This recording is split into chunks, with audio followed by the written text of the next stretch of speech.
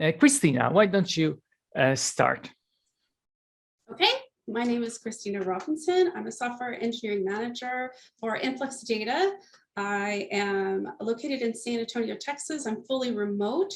My company has people located in 39 states in the United States and also in 9 countries. Fantastic.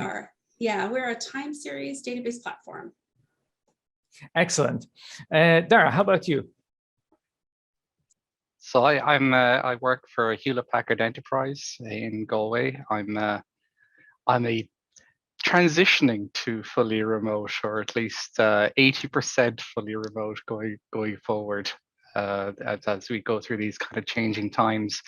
I've worked for Hewlett Packard for best part of 20 years, so I'm there quite a while at this stage.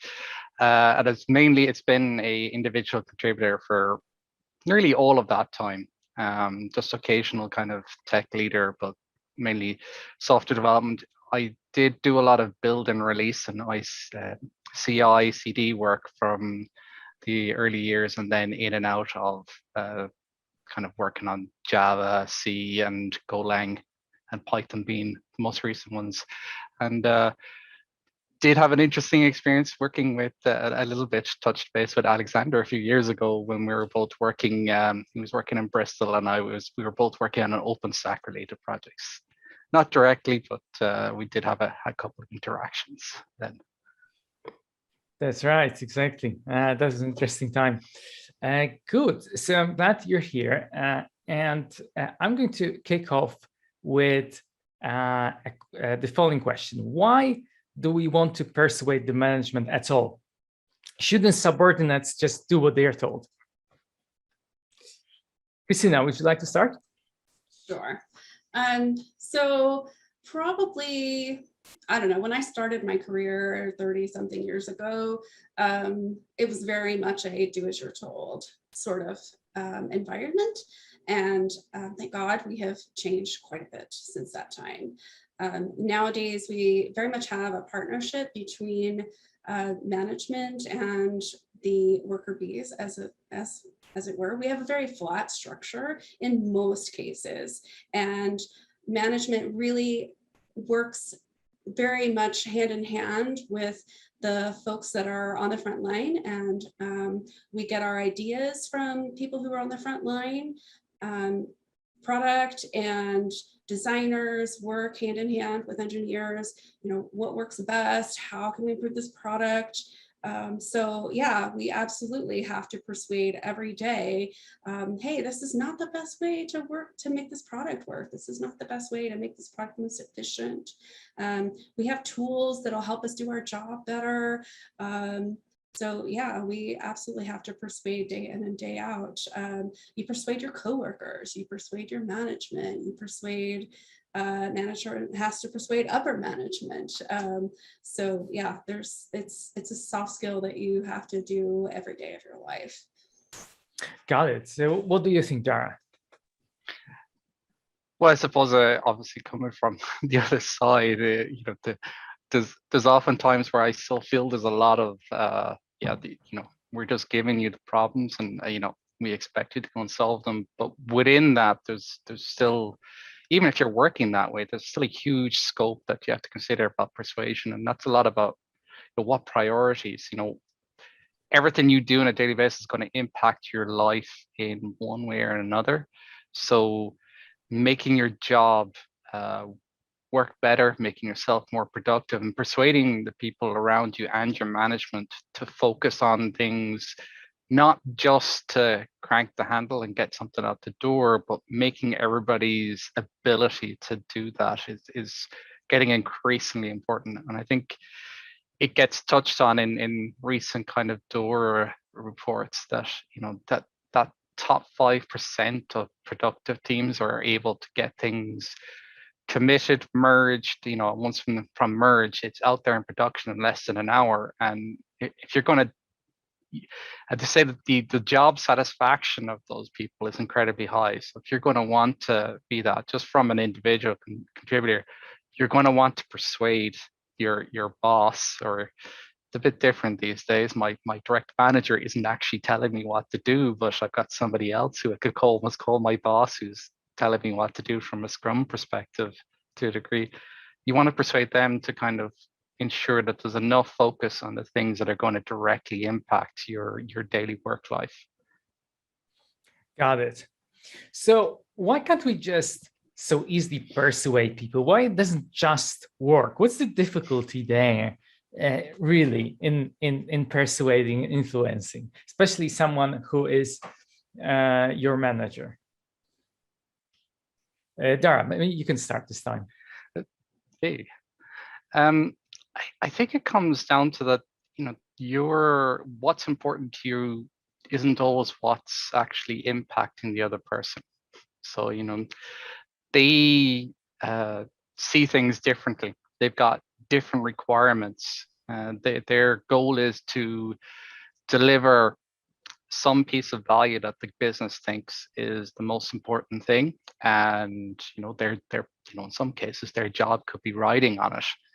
And you're kind of, or me, I'm sitting there going like, yeah, but I don't want to end up being up at 11 p.m. or getting like a call late at night. So what's important to me around the stability side may not be quite the most important thing for the person who's looking at it from the business value, because they're saying, well, yeah, but we need an extra 100 users next month and this might get them.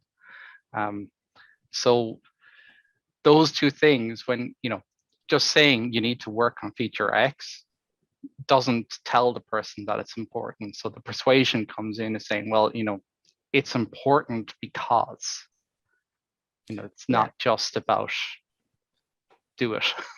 Yeah, Kristina, because this is an interesting angle there. So as a manager, when you were approached by an engineer and perhaps wasn't persuaded, why do you think you weren't? What was really the reason why perhaps you rejected someone's request?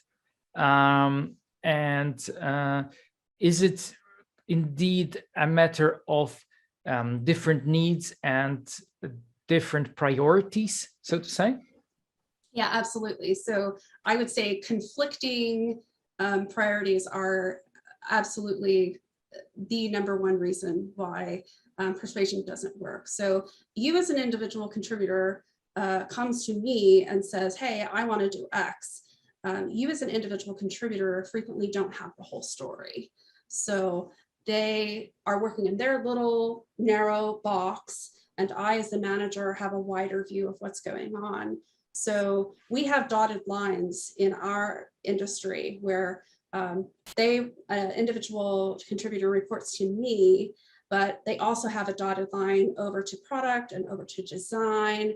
And then I have to work with my other engineering teams, the backend team and another UI team, and then over here to this other team that manages billing and authentication and all this other things. So they come to me and they say, hey, it'd be really great. It would make my life so much easier if I could do this implementation this way. I say, oh, I understand why you would want to do that. That'd make your life much easier. But what you don't realize is that's going to complicate things over here with this other team and with this other team. So I'm sorry, I can't let you do that. So perspective is one problem because they have a very narrow perspective and they don't see the whole big picture. Another issue is one of priorities, simply of priorities. So they say, gosh, I'd really like to do this one thing. And I say, well, that's great, but I've got product over here saying that this other thing is more important. So I need you to put that down and to go work over on this thing instead, because this is more important. So we as engineering, we don't own the priorities of what we work on. So product owns the priorities of what we work on. So even though we really like to go and do this other thing, well, sorry, that just got deprioritized. And so we have to go work on this other thing first. Got it. That's very interesting and helpful. So can you then perhaps tell a story when it worked, when the engineer approached you and you were persuaded? What was different about it, about their approach, about how they framed the issue, perhaps? the content of what they said? So my tech lead came to me and said, hey, I just found out that a library that we've been using all across our whole code base has been deprecated. And that's going to cause us problems because it's not going to be supported past, basically by the end of this year, it's going to be completely not supported. And so I'm proposing that we go through and change to a new library that will, give us long-term support. And I realize that we're going to have to, I know we have these 2 additional epochs going on, but what I'm proposing is that I take 2 resources over here that are kind of underutilized, and I will work on doing the design work, and I'm going to take these other 2 guys who are not currently utilized a whole lot, and we're going to do it, and we're going to do it on the side, and we're going to make sure it doesn't interfere with our main work. And so he persuaded me that he could get it done without it impacting our additional timelines. And so I went over to product and I said, okay, we have to get this done because the impact, and he showed me the impact of it not getting done. We're going to get security warnings, and we're going to get, it could potentially get us into a corner where we have some unsupported code, and it was a very critical function to us. And he said, I can get it done without impacting any of the other work that we're doing. So he took into account, not just our little silo, but he took a broad look of what else we were doing. And he made sure it wasn't going to impact our additional timelines of work that we'd already committed to. And he himself took care of all the design, and he kind of factored out how much work it was going to cost. And he presented all of that to me. So that was a time when I was like, yes, I absolutely can support doing this work, because even though we already have work in flight, it's not going to impact the work in flight. And the cost of not doing it is going to get us in real trouble by the end of the year. I love it. This was great. And I totally understand this example where this particular requirement, it couldn't have come from the product team, because there's a very technical issue that the product probably wasn't, a team wasn't even aware of, that a library was getting deprecated. So the tech lead approached you and specifically address those issues that you perhaps were worried about, such as how it would affect all the other work that was in progress, and had and address that. I think that was very interesting. I love that. So can you now, Darragh, by the way, maybe you can tell us a bit more, in your experience when you approach managers, have you tried different strategies and saw something that worked and that didn't work? What would be your experience there in different ways to frame the issue, maybe different strategies of influencing the management? Yes, and it's actually interesting because what Kristina mentioned there at the start is one of the things that I've seen and come to realize helps work a lot better, and that is just starting with framing the problem and getting a certain amount of agreement from the person you're talking to that this is a real problem. It's not just something impacting me. It's something that's going to impact everyone in the team. It's going to impact you, and it took me a long time to kind of pick up, and actually I think it was nearly a Twitter message from someone that I followed that allowed me to kind of go like, that's what I've been seeing, getting down to framing that problem. I think the other part is like, I know there's various different techniques. I think when I've been working with managers, it's probably been both how I frame it, which I've only just also suddenly realized this is what I'm doing in some cases, that talking about certain things, like if you want to persuade them to spend more time fixing stability issues, let's say your CI is falling over 7 times a week, you might want to start by almost saying, well, we can get it from succeeding 90% of the time to succeeding 98% of the time. It just happens to be something something psychological when you read up about this, that starting with the positive actually tends to make them more receptive. So if you go in with the problem, but then say, okay, this is how we can make things better, and try and avoid talking about that percentage that's negative, or the amount of failure, talk about how positive you can make it. I think then the other one is also, if you can persuade, or if you can come to talk about how it's going to make everyone on the team a bit more efficient. Anything that makes the overall team more productive tends to get a little bit more receptive. Talking of, like, I had this experience recently where, and I'm still working on this, is actually a 2-year kind of discussion going on. It's not, and this is something actually I think I've only thought about as well, that some of these conversations, persuasions, they're not going to be done and dusted in a couple of days or a couple of weeks. Sometimes, particularly when you're dealing with culture, you're going to be working on it for months. And this one is around reviewing and the consequences of not ensuring that reviews are spread around the team. I didn't get much traction pointing out that, this is causing delays to me individually as a contributor, because the feedback loop is taking too long.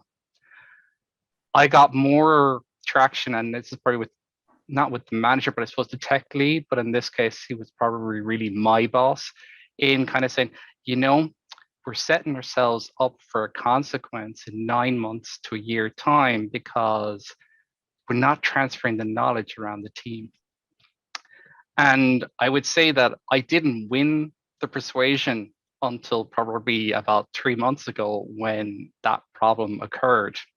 So now there's actually agreement on, this is something you can spot early on, which in some ways it's like, well, okay, I failed to persuade them before it happened, but I may have succeeded in something a little bit more long-term. And then now they realize, I can see this problem. We can actually look at it, and we can possibly do something about it in the future by making sure that we spread this around the team, and don't leave ourselves with a very expensive handover when a couple of people move off the team and are redeployed elsewhere. So it's like, it was both different in that I couldn't just win it there and then.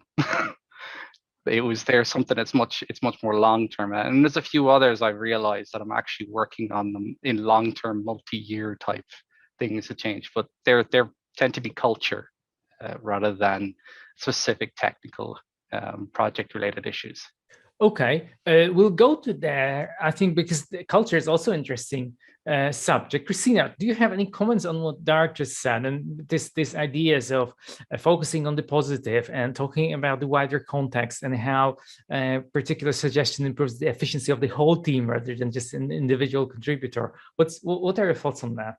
Oh gosh, I'm just right there with you, Darragh, except that we kind of, since we're a startup and we don't have, the really multi-year, we don't have that multi-year context that you have. But yeah, I have been, as a manager, I have to persuade my team sometimes to get on board with certain things. I can't just decree it.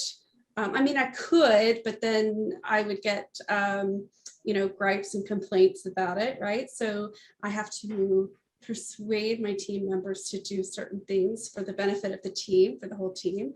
So we have the same problem that you do, which is how do we get the team to share knowledge across so that we get good transfer of knowledge across our whole team when people are siloed and working on things that are longer term. So we have the same problem. So one of the things that we tried was to do code reviews once a week, group code reviews. And I proposed it, and people are kind of like, I don't know if I really want it or not, but we tried it, and the team really loves it. They really enjoy it now. And we've gotten a lot out of it, but I really had to do some persuasion to let people get there. And I kind of had to, bite the bullet and mandate it first, because I tried persuading and it wasn't really like, they weren't super excited about it, so I finally had to mandate it, but they really do enjoy it now. So yeah, that's a tough one. And then for the good of the team, we had issues with our pipeline the same way that you do, and we were losing a lot of productivity. And it came down to our VP of engineering saying, why am I hearing so many complaints about, I'm losing time. He would look in the Slack channel and people would say, well, I'm down. Oh, I lost the morning. Oh, this is, so we, had to really focus on getting our pipeline in order, because it was constant. It was constantly down and down and down. And so now we have gotten to the point where we really focus on making sure that we don't have flaky tests and that we have a good environment. And yeah, it took some really negative behavior, and it would have been nice if the positive would have worked, but the negative consequences kind of sometimes really pile up, and you hope that the positive works first, but sometimes it doesn't. So sometimes you're kind of like, oh, I hope it's not Schadenfreude for me to go, na na na na na. Yes, I told you. It's very interesting now that a crisis is the opportunity, right? As people tend to say. So maybe this is indeed good advice, that never waste a good crisis. I know. Never waste a crisis. Never waste a crisis. That seems to be happening so many things. Yeah. Never waste a crisis. But we do have the standing kind of anecdote in engineering that, like, sometimes you have to step back and let it fail. And I would kind of say that I've probably been bad at doing that. It's hard to do that for production, right? Because yes, like... I would say, if I go to what happened relatively early in my career, that we had these 2.5 build times, not test times, just compile, that grew to 4 hours. So every time there was a single failure, you had to restart it, because you couldn't incrementally resume. You had to restart it from where it failed.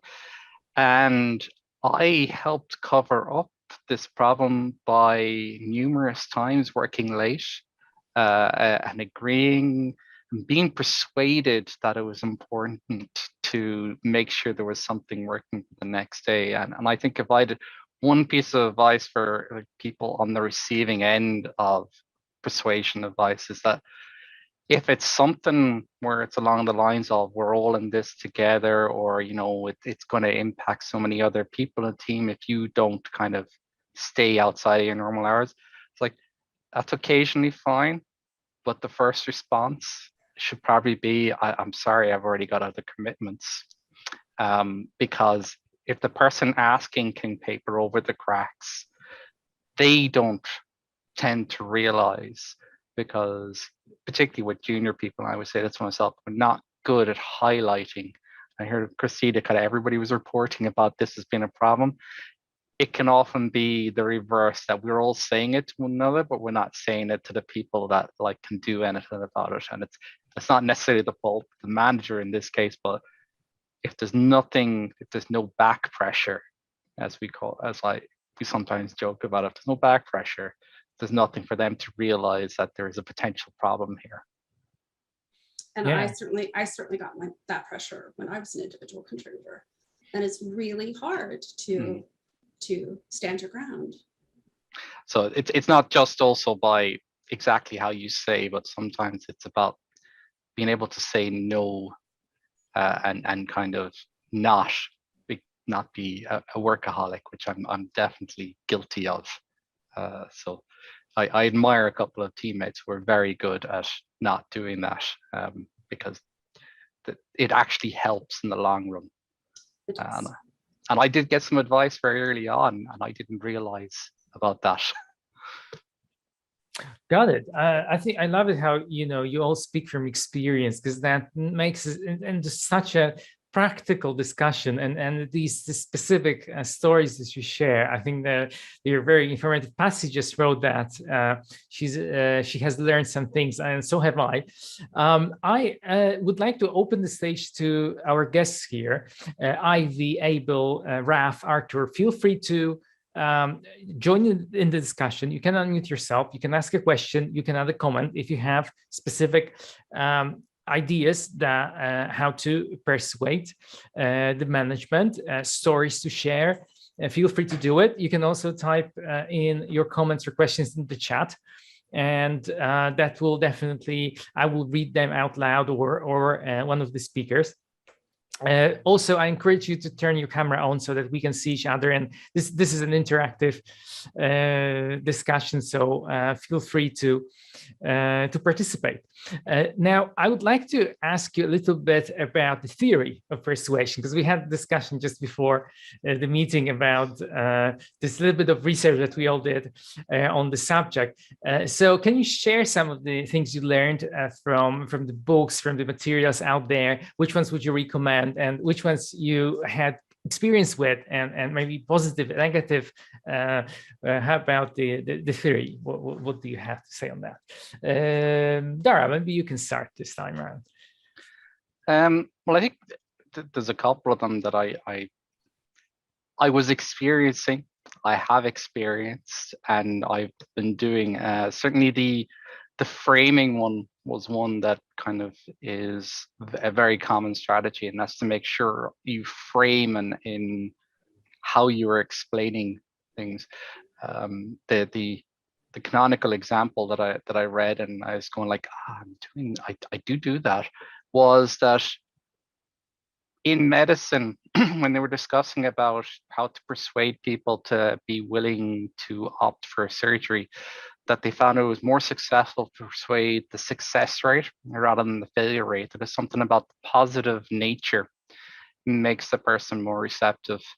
And I've certainly used that. I've also realized I've certainly done the reverse of it, and that's been a definite reason for me not to fail to persuade someone. You know, when I focused on, like, you know, okay, it's failing, you know, 6 times a week, and they're like, yeah, okay, but that's not too bad. That's like only 1 and a bit a day. It doesn't matter that much.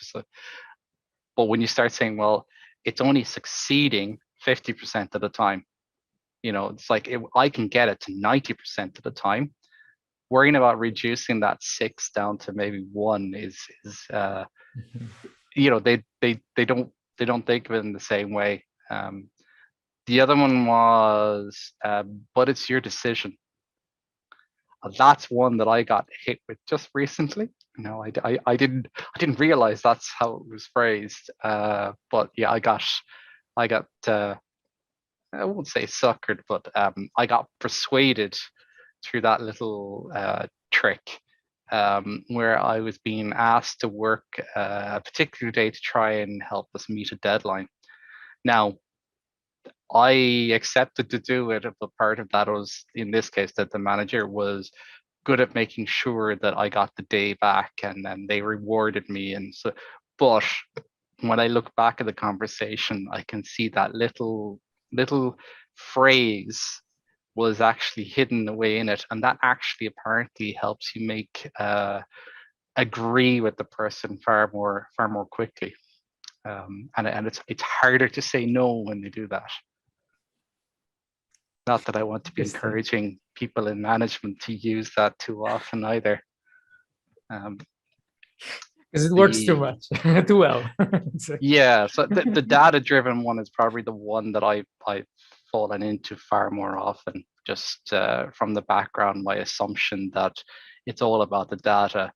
But that's only like one of, I think it's, you know, at least 10 or more strategies that can help people persuade. It's useful to have the information, and I think I default to that strategy far too often. Now, I think not all of them are useful depending on your perspective. So I can't actually remember all of the others that I bumped across and kind of read up a little bit, but those are the 3 that kind of stood out for me, well, from me using we're experiencing it. Got it. That's great. That's very interesting. So, Kristina, how about you? What would be your what have you read in the literature on the subject, and that you can share today? Well, I think the one that I read longest ago is the How to Win Friends and Influence People, and that's a very by Dale Carnegie, and that one is hugely popular. It was written back in the 1950s, I think, and then it was updated again in the 1980s. And that one is just things like begin in a friendly way and let the other person do a lot of talking, and try to empathize with the other person's point of view, which is crucial as far as I'm concerned. You want to make sure that if you're trying to persuade somebody to your point of view, make sure that you see it from their perspective. Make sure that the other person feels like, this one's a little bit manipulative in my perspective, in my book, but try to make the other person feel like the idea is his or hers. So that one can be a little bit manipulative. If you're wrong, make sure that you acknowledge it. And that one I stick to absolutely. Like if I am wrong about something, I will admit it to my team and apologize immediately. Start with questions that the other person can answer yes to. So if you want them to answer yes to your question, to your ask, you start with simple, small things that they can say yes to. So do you agree that you want your developers to be productive? Do you agree that you want you want the best possible product? Do you agree that you want the product to be performant? These are all things that of course they're going to say yes to. So then when you say, well, so of course we want our pipeline to be running as much as possible. We don't want our pipeline to be down, correct? And of course they're going to say yes. Well, then help me get the pipeline running to be at 98% instead of 99, instead of 90%. And so, that is an approach that you can use when you have a problem and something's not going as well as you want it to be. So you build them up to say all these things that they can definitely agree to. And then you get to the big ask, which, it's a logical progression. If you say yes to these small things, of course, you're going to say yes to these big things. So that's another technique that you can use. I love it. I just, sorry to interrupt you, but I just want to mention that because I just realized this is indeed the sort of advice I heard for people running webinars. And if you've been to a sales webinar, they actually often do that. They ask you a question, ask you to type in an answer in the chat, and the question indeed is kind of like you said. The answer is supposed to be yes. So it's like you're supposed to say yes, and you're supposed to get used to saying yes, and it's supposed to sort of, I suppose, to some extent lower your defenses, I suppose. So it's like you get used to saying yeah. Yeah, exactly. That comes from Dale Carnegie's right. How to Win Friends and Influence. Is that the salesman technique as well? Yeah, salesman got it from that book. So that's one book that I really love. It's really useful, and some of the things I've just kind of incorporated into who I am as a person, and I just brought it in as a manager. And then another great book that I have not read it myself, but I've read kind of the synopsis of it, and a lot of people have recommended it to me, is from Guy Kawasaki, and that one is called How to Change Hearts and Mind, The Art of Changing Hearts, Minds, and Actions. And that one, just as an example, it has things like be likable, be trustworthy, smile, don't shade it to downplay perceived weaknesses of your position. Instead, address those weaknesses and find a way to meet the real needs of the person you're dealing with. Interesting. So yes, really good stuff. I like that. I got a question, if I may. Go on, Raf. Yes, definitely. has it ever backfired? I mean, if the person, I understand that in a salesman position, manipulating people is fine because it's a one-off. But if you manipulate people that you need to work with time and time again, and they felt bad about it, next time they can play a hardball. And well, what's your experience? Great question. Yes, and this is actually another subject that I wanted to ask about, which is this, to some extent, these white hat and black hat techniques, and which of them are manipulative and maybe we should avoid. So do you guys, Kristina, Darragh, have a say on that? So should we show restraint in applying that kind of techniques? Especially in this context, persuading your manager, your coworkers? I think absolutely. I think you should try and avoid them. I've seen and been involved in one experience where someone was looking to persuade a team to provide information on, they were still part of the team, but they had to address and deal with some architectural decisions. But instead of telling the team that they were going to have to deal with it, or they were going to have to address it to senior people, they tried that little getting to yes thing, and that they said, this is just in case. They just kind of said, we need to prepare, which is along that line of getting to that. And the consequence was, it was a breakdown of trust between a number of members, in kind of saying, well, actually, I discovered subsequently you raised this first with the people that you were discussing it after getting this information. Now, the thing is, the person was right to raise it. They needed to address the issue and kind of take it head on. But they should have just, rather than trying to persuade the people to get involved in that way, they should have been straight up front, because there was a lot of emotion in decisions around the components that have been involved in the architecture, because there have been quite some fractious decisions and discussions around it. But in using that technique, they left everybody, well, at least some of the people, feeling afterwards, well, do I know why you're asking for this in the future? Are you going to be truly honest with me? I think it's much better to leave the person kind of going like, I don't like that you're asking this. I don't like that we're doing this, but I understand why you need to. And I will get over my emotion about these things, and I will still trust you in the future, if they did it the other way.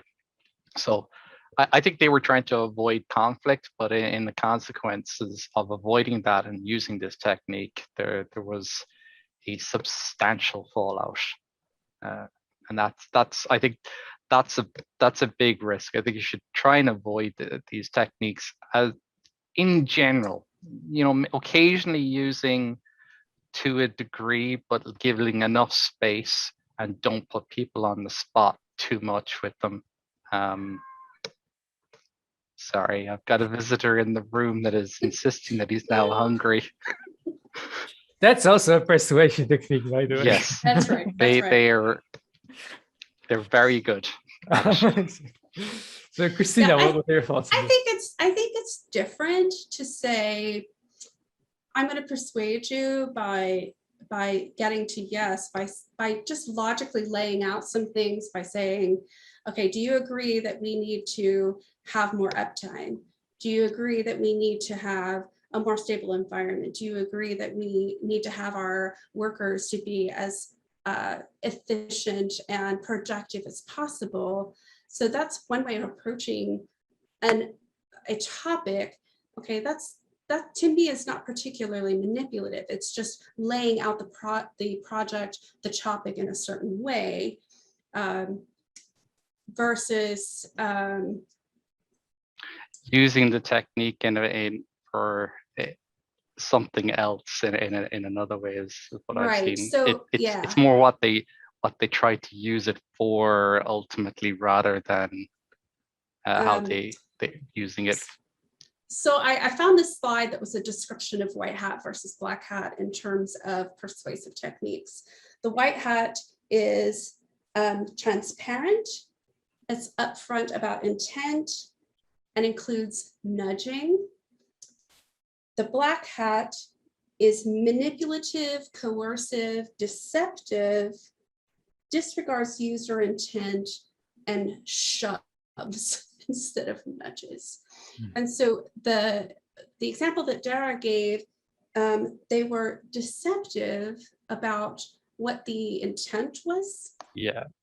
And so I would never be deceptive about what my intent was for, if I broached a subject and said, this is what I'm trying to do, I would be completely transparent.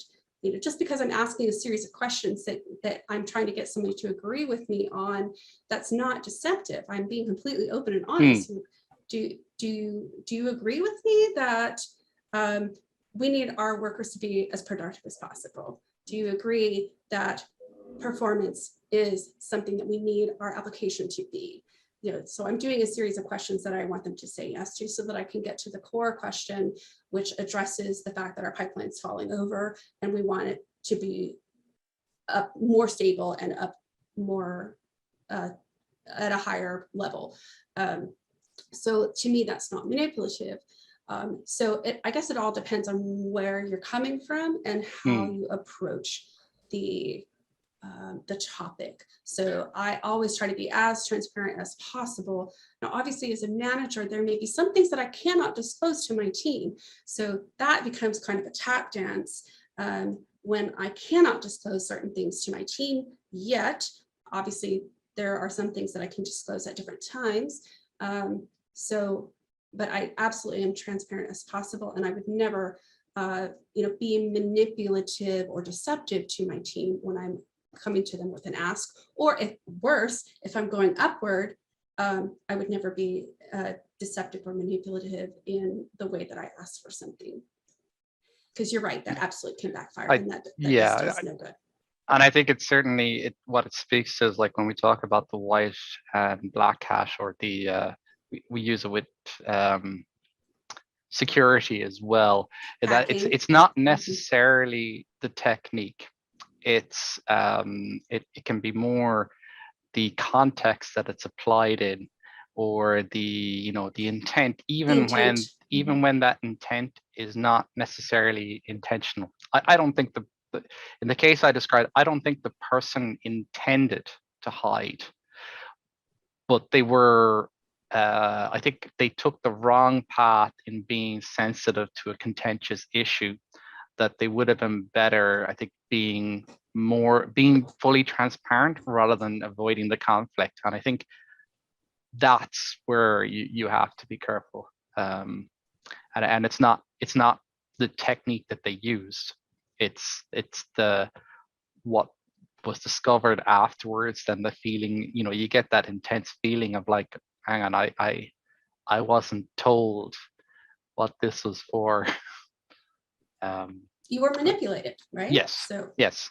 So not the technique, but I think this is great, and we are getting really deep here, and especially with this concept of intent and how it relates to ethics, because I think this is very important. There's a saying I heard from somewhere, which is the self always shines through. So in a sense, it's how you the self in this context would be your intent and the transparency, and that self can in a sense, to some extent, manifest itself regardless of the technique you use.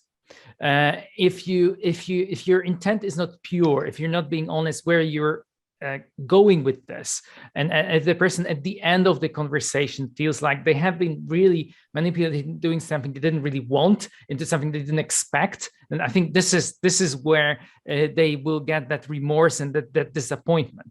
I once heard also an interesting interesting saying, so to say, that it's like it's not just about winning one game, but it's about using a strategy that helps you win a set of all possible games. Because in a sense, if you're engaging in a game and you cheat or you use manipulation, you can win that game, but people will not want to play with you anymore. and that's why you have to think broader about it. So maybe you okay, if you use it more sort of honest techniques, you may lose this game, but people would continue to play with you. So you have the option to win a wider set of games in the end. And so that's an interesting take. Ralph, by the way, if you have comments on this and your thoughts or experiences, and then please share them as well. So I'd like to know on what happened next with your story. Was there some sort of damage control? You know, has the chap tried to, or the lady tried to recover the situation somehow? In my situation, I think the person doesn't realize what they did. I think the relationships are damaged in a way that they're not fully aware of.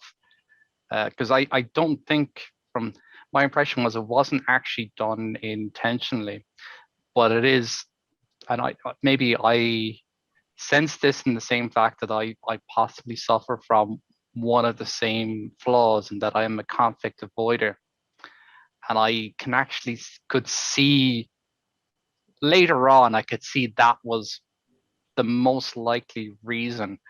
But I would say that the people won't work together again, and I can't imagine they will be placed in the same team again because of that. Okay, so one big disaster. Yes. Fair enough. Right, got it. Do you have, because we're nearing the end, so I'd like to ask you if you have anything else to share, Kristina and Darragh, that I haven't asked about, something important that you really think is we should raise here in this session. Kristina might be best. Yes. So I guess the only other thing I wanted to talk about, we're going to talk about management trends and how that can influence your ability to persuade.